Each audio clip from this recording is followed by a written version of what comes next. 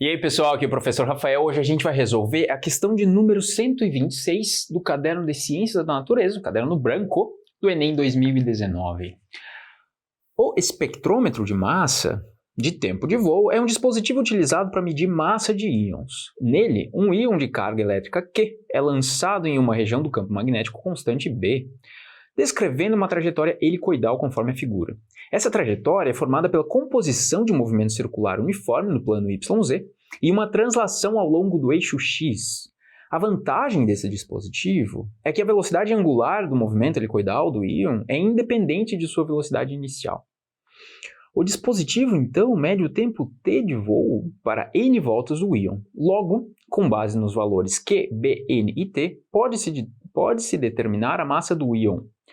A massa do íon medida por esse dispositivo será... Então, olha só, essa é uma questão muito interessante, eu gosto muito dela. Ela envolve dinâmica, ela envolve cinemática e ela envolve conhecimentos de teoria eletromagnética. Vamos, então, lembrar um pouco do que a gente sabe sobre força num campo, sobre a força de um campo magnético sobre uma carga. A gente tem a expressão que é a força de Lorentz. Talvez vocês não estejam acostumados a chamar de força de Lorentz, mas o nome dessa expressão é força de Lorentz. Ela deveria ser escrita um pouquinho diferente, mas no ensino médio a gente reescreve ela como sendo o produto da carga que está sob a ação do campo magnético, vezes a velocidade dessa carga. Então a velocidade é importante, uma carga sem velocidade não sofre força magnética, vezes o valor do módulo desse campo magnético, vezes o seno da velocidade, do seno do ângulo, né, que acontece entre a velocidade e o campo magnético. Neste caso aqui, a velocidade da partícula, ela está perpendicular ao campo. Dessa forma, é que a trajetória da partícula dentro do campo vai sofrer um desvio de forma a que ela percorra esse caminho circular. Então, o seno entre V e B, o seno entre a velocidade da partícula e o campo magnético, vai ser 1, porque o ângulo, como esses vetores são perpendiculares, o ângulo entre eles é de 90 graus, né? Então o seno de 90 graus é igual a 1. Logo, a gente vai precisar levar em conta essa expressão aqui. E no Enem, geralmente vai ser assim, tá? No Enem, em geral, eu não vou dizer que nunca, mas não vai cair um campo, uma interação entre uma partícula e um campo quando a velocidade da partícula não for perpendicular, porque isso ia tornar um pouco mais complicado. Caso aconteça, esse ângulo sempre vai ser um ângulo fácil de usar, por exemplo, o ângulo de 30 graus, de 45, e o tipo de questão não vai ser como essa aqui, sabe? Ela vai ter que facilitar de outra forma. Então, em geral, a gente precisa lembrar dessa expressão aqui. A carga vezes a velocidade vezes o valor do módulo do campo magnético. Então, essa é a força que está atuando sobre essa partícula. Por causa do fato de haver essa questão do ângulo aqui, a força elétrica sobre uma partícula que tem velocidade, ela atua de que forma? Se a velocidade da partícula está atuando para lá e o campo está atuando de forma perpendicular, a força vai ser...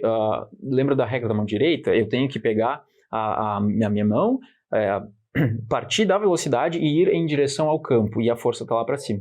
Só que daí a partícula vai mudar de direção. Quando eu fizer de novo usar de novo a regra da mão direita, eu vou perceber que a força sobre a partícula vai sempre mudando assim, e vai ser centrípeta, né? A força vai ser centrípeta, então a velocidade da partícula vai sempre mudando assim, desculpa. E a trajetória de uma partícula dentro de um campo, quando ela adentra o campo de forma perpendicular ao campo, ela vai ser circular. Como a partícula já tinha velocidade para frente, então ela vai começar a girar, continua indo para frente, e tem essa trajetória helicoidal.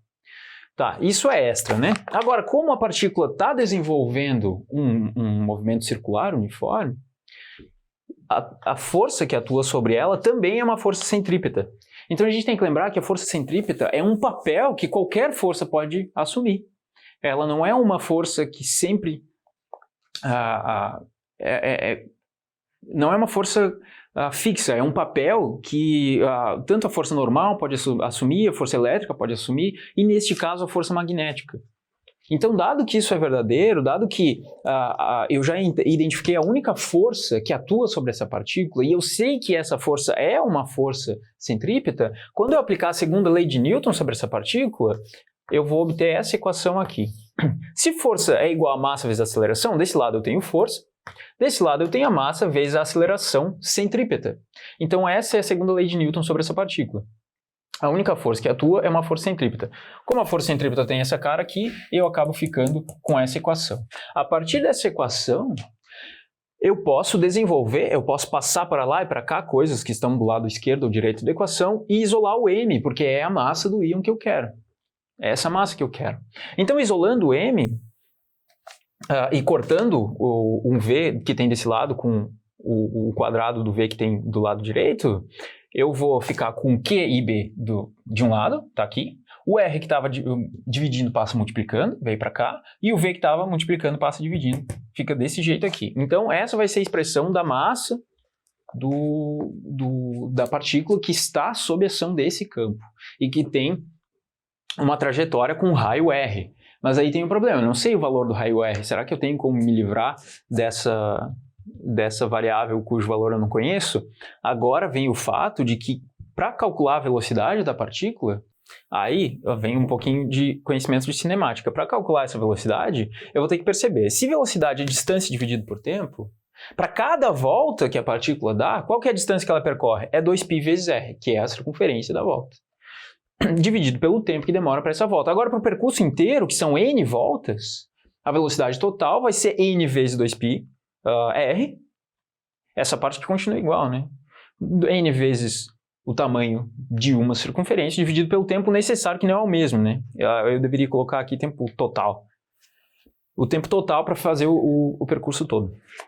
Quando eu escrevo, então, a velocidade aqui com aquela expressão, eu vou obter o seguinte. A parte de cima dessa equação aqui fica igual, dessa fração fica igual, e embaixo eu vou colocar aquela velocidade que eu calculei, que é a velocidade do percurso todo, que é n vezes 2πr sobre t. Tá, isso continua normal. Quando eu faço a divisão de uma fração por outra fração, vocês conhecem, mantém a primeira fração e inverte a segunda, né? Então, o tempo que está aqui embaixo da segunda fração vai lá para cima, tá? Eu corto o r com r e fico com q vezes b, que já estava lá, dividido por n vezes 2π. Em vez do tempo que foi lá para cima. E essa é a alternativa, vamos ver qual que é essa alternativa.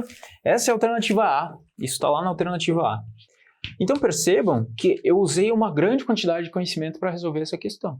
Por isso que eu gosto bastante dela, porque ela envolve tudo que a gente estudou ao longo do ano todo. Isso aqui é lá do comecinho, ó, cinemático é lá do iniciozinho. Isso aqui a gente vê tanto no MRU e depois volta a ver em movimento circular. Essa parte aqui é tipo de movimento circular. Isso aqui é lá do final, quando a gente estuda um pouquinho de teoria eletromagnética. A segunda lei de Newton é mais ou menos lá no meio do ano e tal. Então eu envolvi o meu ano inteiro de estudo para resolver uma questão.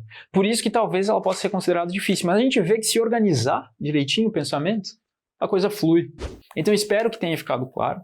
Quem gostou, eu peço que nos sigam nas redes sociais e clique ali no sininho do YouTube. Aqui no cantinho vão aparecer alguns vídeos que vão ajudar vocês a resolver esse tipo de questão. E até a próxima.